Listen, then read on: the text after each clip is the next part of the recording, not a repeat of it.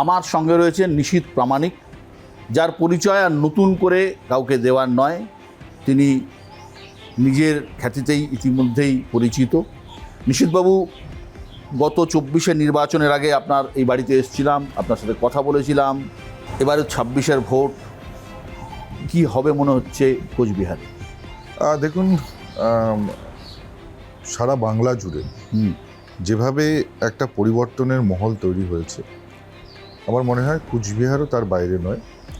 এবং যেখানে কুচবিহারে 2019, 2021 এবং 2024-এ আমরা দেখেছি যে বেশিরভাগ এখানকার যে বিধানসভা, সেই বিধানসভাগুলোতে লিড ছিল, এবং 21-এ আমরা এখানে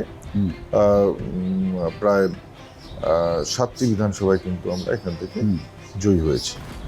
তো স্বাভাবিকভাবেই যতটা দিন গড়িয়েছে, সাংগঠনিক শক্তি যেমন বৃদ্ধি পেয়েছে, মানুষের মধ্যে যে সরকার রয়েছে এই সরকারের বিরুদ্ধে ক্ষোভ, অ্যান্টি ইনকম্পেন্সি, এবং সেই সঙ্গে পাশাপাশি দাঁড়িয়ে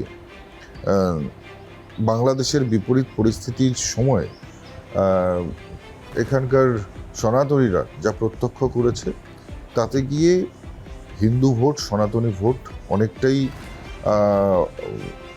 একত্রিত হয়েছে, শক্তিশালী হয়েছে। সব মিলে বলা যেতে পারে এবারের পরিস্থিতি 2021-এর থেকে অনেক বেটার।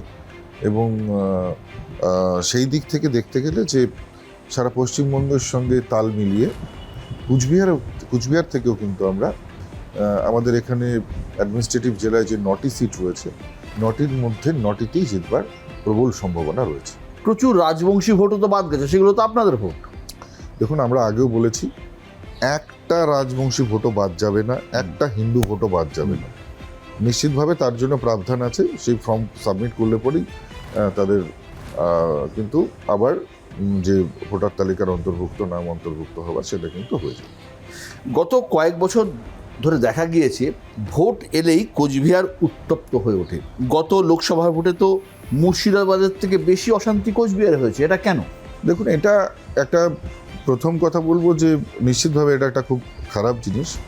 ইলেকশনের ক্ষেত্রে বা রাজনীতির ক্ষেত্রে এই যে অশান্তি বা এই ধরনের ঘটনা, এটা নিশ্চয়ই আমাদের কারোরই কাম্য নয়।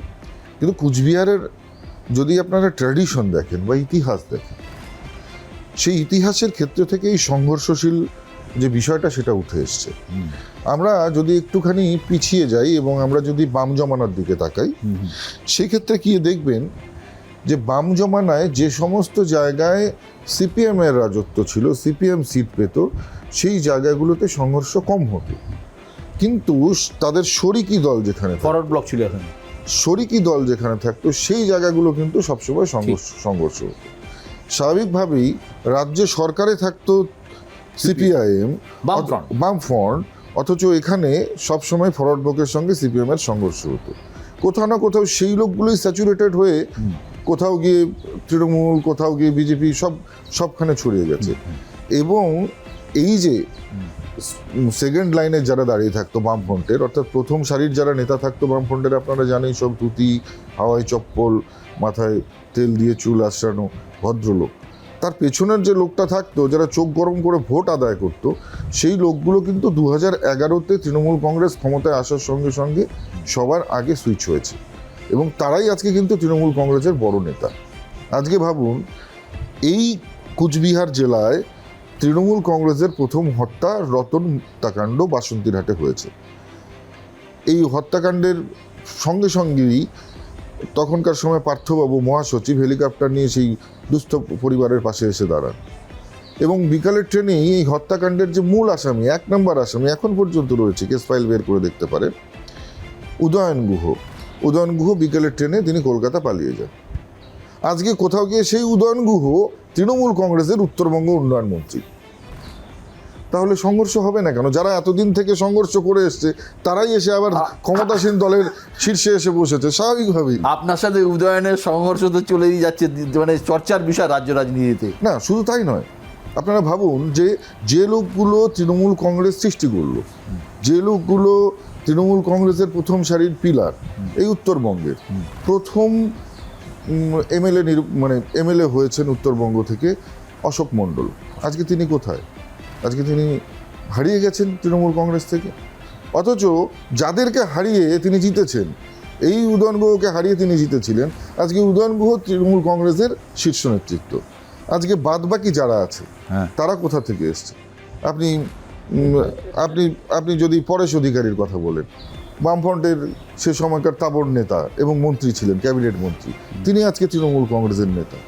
আপনি যদি জগদীশ বসুনিয়ার কথা বলেন, বামফ্রন্টের তাবর নেতা, তিনি আজকে এসে সে তো আপনার দলের সব থেকে বড় নেতা শুভেন্দু অধিকারী, এর জন্য তো তৃণমূলে ছিলেন না। আপনি নিজেও তৃণমূলে আপনি কুচবিহার নিয়ে কথা বলছেন, আমি কুচবিহার নিয়ে বলছি। আপনি পশ্চিমবঙ্গ নিয়ে যখন বলবেন, আমি পশ্চিমবঙ্গের উদাহরণ দেব।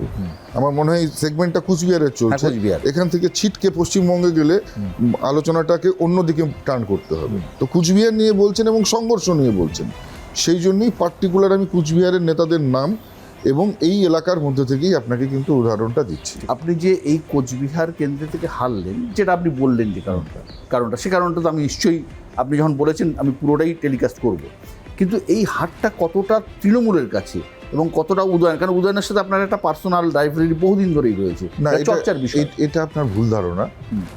আমার কোনো ব্যক্তির বিরুদ্ধে কোনো রকম লড়াই নেই। উদয়ন গুহ একজন ব্যক্তি, তার বিরুদ্ধে আমার কোনো লড়াই নেই। আমার লড়াইটা তৃণমূল কংগ্রেসের সঙ্গে। তৃণমূল কংগ্রেসের হয়ে যে বিপক্ষে আসবে আমি তার সাথেই লড়াই করব। উদয়ন গুহর সাথে আমার তো ব্যক্তিগত কোনো শত্রুতা নেই, কেন আমার সাথে উদয়ন গুহর লড়াই হবে? আমাদের আইডিওলজি ম্যাচ না করতে পারে। তো তৃণমূল কংগ্রেসের হয়ে কালকে উদয়ন গুহর জায়গায় যে আসবে তার সাথেই আমার রাজনৈতিক লড়াই হবে, ব্যক্তিগত না, নিশ্চিতভাবে রাজনৈতিক লড়াই হবে। তো স্বাভাবিকভাবেই যে কোনো একটা নির্বাচনের পরে কোনো একটা দল যখন পরাজিত হয়, যে দলটা জয়ী হয়, তাদের একটা অ্যাডভান্টেজ থাকে, এটা স্বাভাবিকভাবেই থাকে। কিন্তু পরাজিত হয়েও নিজেদের লুফলগুলো, কোথায় কোথায় ঘাটতি ছিল, কোন পয়েন্টগুলোতে আমাদের আবার সেই জায়গাগুলো রেকটিফাই করা উচিত, সেগুলো শেখা যায়। আমার মতে আমরা মোদিজিও যে কথা বলেন যে হারা বলে কোনো শব্দ নেই, হয় আমরা জিতি নয় আমরা শিখি। তো এবার শিখেছি এবং এই শিক্ষা থেকে আগামীতে নিশ্চিতভাবে সেই আমাদের ঘাটতিগুলো পূরণ করার চেষ্টা করব। দারুণ কথা বললেন। এই যে এসআইআর হলো, এসআইআরের পরে বাংলায় যে একটা ভোট অ্যানাউন্স হয়ে গেছে, বাংলায় আমরা সাধারণত ছোটোবেলা থেকে দেখে আসছি 7 দফা 8 দফায় ভোট হয়, এবার 2 দফায় ভোট হচ্ছে, এটা কতটা আপনাদের অ্যাডভান্টেজ দেবে? দেখুন, এটা নিশ্চিতভাবে ইলেকশন কমিশনের ডিসিশন, তারা 2 দফায় ভোট করছে। তবে বলবো যে যখন আমরা দেখি যে 7 দফা বা 8 দফায় নির্বাচন হয়, সেই সময় আমরা অনেক ক্ষেত্রেই দেখেছি যে শাসক দলের একটা এক্সট্রা অ্যাডভান্টেজ থাকে, কারণ তাদের সংঘর্ষশীল নেতা, তাদের অ্যান্টি সোশ্যাল এলিমেন্ট, তারা কিন্তু একটা কনস্টিটিউয়েন্সি থেকে আর একটা কনস্টিটিউয়েন্সিতে নিয়ে যেতে পারে এবং ভোটিং সাপোর্টেজ সেখানে হয়।